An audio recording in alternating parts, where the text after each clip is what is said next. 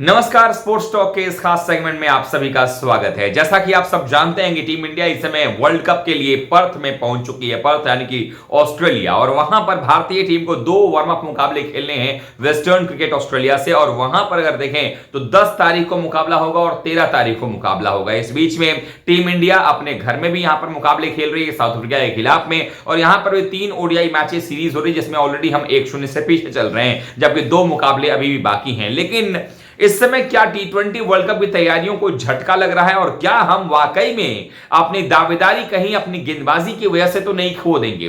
क्या हम अपनी दावेदारी वर्ल्ड कप उठाने की अपने इंजरीज की वजह से तो नहीं कर देंगे, कहीं ना कहीं खत्म कर देंगे? क्योंकि लगातार हमने ये देखा है कि लगातार हमारे जो खिलाड़ी हैं वो एक के बाद एक चोटिल होते चले जा रहे हैं, और ऐसे में हमारी टीम का जो अभियान है वो अधर में लटकता हुआ नजर आ रहा है। तो इसी पर चर्चा ये होनी चाहिए कि क्या भारतीय टीम को वर्ल्ड कप की ट्रॉफी इंजरीज की बलि देनी पड़ेगी, या इंजरीज के वजह से हमें वर्ल्ड कप की ट्रॉफी उठाने का जो सपना है अपना, उसको छोड़ देना चाहिए? जी हां, दरअसल आपने भी देखा होगा कि हालिया दिनों में लगातार हमारे खिलाड़ी जो है चोटिल होते नजर आ रहे हैं। शुरुआत इसकी अगर आप देखें तो सबसे पहले होती है दीपक चाहर से, जब पिछले आईपीएल से ठीक पहले वो चोटिल हो जाते हैं, बैक इंजरी उनको हो जाती है, और उसके बाद वो 6 महीने तक क्रिकेट से दूर रहते हैं। उसके बाद देखा जाए तो फिर केएल राहुल की बात कर लेते हैं। केएल राहुल भी लगातार चोटिल होते नजर आते हैं, कभी थंब इंजरी होती है, कभी रिस्ट इंजरी हो जाती है, कभी बैक पेन होता है, कई सारी चीजें आती हैं, और वो भी जो है पिछले 7-8 महीनों में देखें तो 5-6 बार चोटिल होकर के मैदान से इन एंड आउट होते रहे हैं। उसके साथ ही साथ देखें तो मोहम्मद शमी भी कभी चोटिल हो जाते हैं, कभी बुमराह के साथ में प्रॉब्लम आ जाती है। पहले इंग्लैंड में बुमराह चोटिल हुए, अगस्त के महीने में फिर हुआ कि वापसी करेंगे, वापसी होती है, फिर से वो उनको परेशानी आ जाती है, और आखिर में आखिरकार फिर अपनी बैक इंजरी की वजह से वो भी वर्ल्ड कप से बाहर हो जाते हैं। अब सवाल ये रहा है कि आखिरकार जब बैक इंजरी हो रही है या कोई भी इंजरी अगर हो रही है खिलाड़ी को, तो आप उसका रिप्लेसमेंट तैयार करते हैं, और ये रिप्लेसमेंट एक ऐसा होना चाहिए जो वाकई में रिप्लेस करता हुआ नजर आए और वर्ल्ड कप में जाकर परफॉर्मेंस करता हुआ नजर आए। क्या भारतीय टीम के पास में वो रिप्लेसमेंट है? जैसा कि आपने देखा होगा कि भारतीय टीम जब एशिया कप खेल रही थी वहां पर दीपक चाहर स्टैंड बाई में थे। उससे पहले वो जिम्बाब्वे में खेल चुके थे, लेकिन दीपक चाहर को स्टैंड बाई में रखा गया था, रिजर्व में रखा गया था, आप यूं कह लें एशिया कप में। वहां पर वो खेले नहीं, भुवी खेले, लेकिन भुवी ने रन पिटवा दिए। जब जरूरत थी वहीं पर रन ज्यादा उन्होंने पिटवाए थे। उसके बाद अर्शदीप सिंह चोटिल हो जाते हैं। जब ऑस्ट्रेलिया की सीरीज आती है, अर्शदीप सिंह एनसीए में जाते हैं, वहां पर रहते हैं, वो ऑस्ट्रेलिया सीरीज का पार्ट नजर नहीं आते हैं। उसके बाद अगर देखा जाए तो फिर जब अफ्रीका वाली सीरीज आती है तो वहां अर्शदीप आ जाते हैं, और भुवी जो है वो चले जाते हैं एनसीए में, हार्दिक पांड्या एनसीए में चले जाते हैं। यानी कि सभी अपने फिटनेस पे काम कर रहे हैं। हालांकि हार्दिक पांड्या का मामला वैसा नहीं है।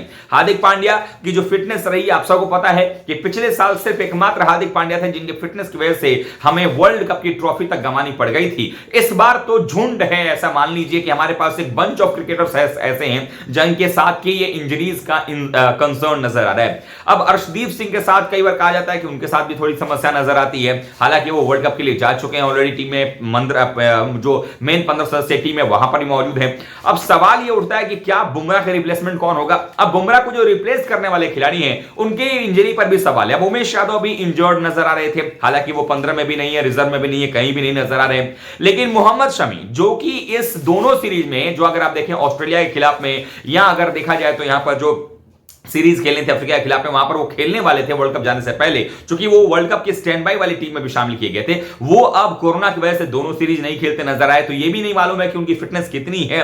कोरोना से वो जरूर निजात पा चुके हैं, लेकिन अभी एनसीए में है।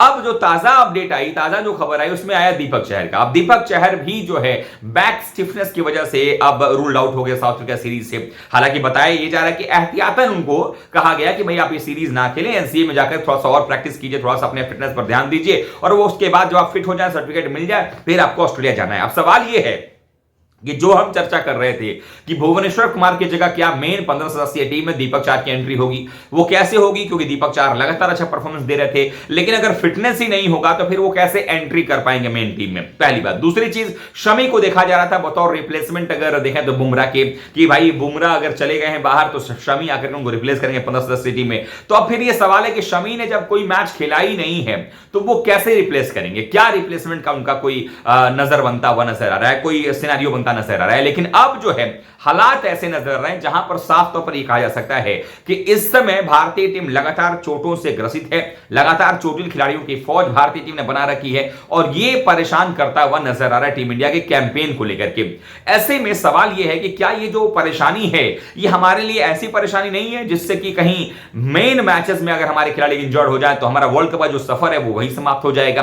क्योंकि आपने देखा होगा कई बार इंजरी कंसर्न रहे हैं, सीरीज के बीच में भी खिलाड़ी चोटिल होते रहे हैं और हालिया दिनों में चूंकि पूरे साल में देखें बुमराह ने सिर्फ 5 मैचेस खेले, 3 पहले और 2 ऑस्ट्रेलिया वाले सीरीज में जो सेकंड और थर्ड टी20 उन्होंने खेला उसके बाद फिर चोटिल हो गए हैं। केएल राहुल के बारे में भी देखें तो बहुत ज्यादा वो एक तरीके से कहें कि इंजरी प्रोन रहे हैं, लगातार जो है इंजरी उनको होते रहे, उनके बारे में पता नहीं है कि कब क्या हो जाएगा। अब अर्शदीप को लेकर भी कई बार चीजें आती हैं, दीपक चाहर को लेकर के हैं, तो ये सवाल उठता है कि क्या हमारे पास हमने पूल तो सारे के सारे बना लिए लेकिन क्या हमने बैकअप गेंदबाजों को तैयार किया है या नहीं किया है। क्योंकि जब भी कोई खिलाड़ी चोटिल होता है हम जिस खिलाड़ी को लाने की बात कर रहे हैं उसको पिछले साल भर से हमने नहीं खिलाया। शमी को हम कह रहे हैं कि रिप्लेसमेंट के तौर पे आएंगे बुमराह के, लेकिन शमी ने पिछले साल भर से क्रिकेट नहीं खेला है। आखिरी बार उनका जो क्रिकेट था वो दिखा था वर्ल्ड कप में ही और फिर से वर्ल्ड कप में ही खेलते नजर आएंगे। जून जुलाई के महीने के बाद से कोई क्रिकेट खेला नहीं है, टी20 तो वर्ल्ड कप से लेकर इस वर्ल्ड कप में आ गए हैं। आपने कहा दीपक चाहर आपके रिप्लेसमेंट होंगे, मैं ये पूछ रहा हूं कि दीपक चाहर रिप्लेसमेंट होंगे? दीपक चाहर खुद इंजरी प्रोन प्लेयर रहे हैं, खुद इंजरी से जूझ रहे हैं और वो दीपक चाहर जिनको कि आपने जो है जिम्बाब्वे में 2 ओडीआई खिलाए, उसके बाद से 1 मैच में नहीं खिलाया, उसके बाद एशिया कप में हमको रिजर्व बना दिया है और स्टैंड बाई में है आपके वो वर्ल्ड कप के। अभी भी पता नहीं है कि आप दीपक चाहर के बारे में कुछ सोच भी रहे हैं कि नहीं सोच रहे हैं। आप बात करते हैं मोहम्मद सिराज को लेकर के आने की, मोहम्मद सिराज को भी आपने कुछ दिनों से मतलब आउट ऑफ कॉन्टेक्स्ट कर दिया नजर आ रहा था। उमेश यादव 4.25 साल के बाद वापसी करते नजर आ रहे हैं। तो आखिरकार ये सवाल और उसका जवाब जो इसका जिम्मा कौन लेगा कि भाई जब आपके प्लेयर चोटिल हो रहे हैं, जब आपके प्लेयर्स लगातार इंजरी प्रोन हैं, उनके जगह पर क्या एक बैकअप प्लेयर नहीं होना चाहिए था हमारे पास में जो स्ट्रेट अवे जाकर खेल सके? और जब आप एक यंग प्लेयर्स को उठाकर दे देंगे, जैसे मुकेश चौधरी को आप लेके गए, उमरान मलिक को आप लेकर के गए हैं वहां पर रिजर्व के तौर पर, तो अगर ऐसे प्लेयर्स के ऊपर में आप डायरेक्टली भार दे देंगे वर्ल्ड कप जैसे टूर्नामेंट में तो क्या हश्र होगा? ये आपने देखा होगा, वरुण चक्रवर्ती को आपने गेंदबाजी करवाई थी पिछले वर्ल्ड कप में, किस तरीके से हालात हुए। राहुल चहर आपके पास में वर्ल्ड कप में थे, क्या हालात उनके हुए थे।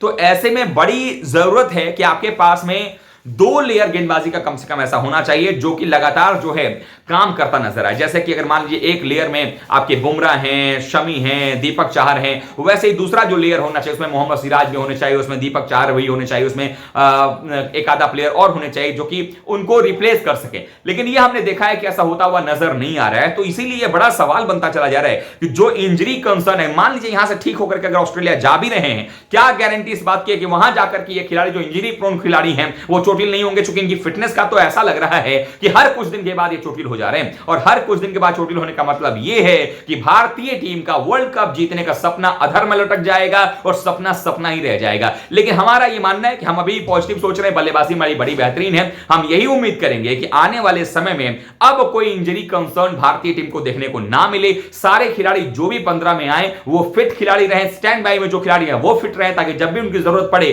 वो डायरेक्टली टीम के अंदर में आकर खेलने को तैयार हो सके। आपको क्या लगता है, क्या ये इंजरी हमें वर्ल्ड कप से दूर कर देगा या आपको लगता है कि नहीं अब सब कुछ ठीक रहेगा और हम वर्ल्ड कप जीतने वाले हैं? आप कमेंट करके बताइएगा। वीडियो को लाइक कीजिएगा, चैनल सब्सक्राइब नहीं किया है तो जरूर कर लीजिएगा।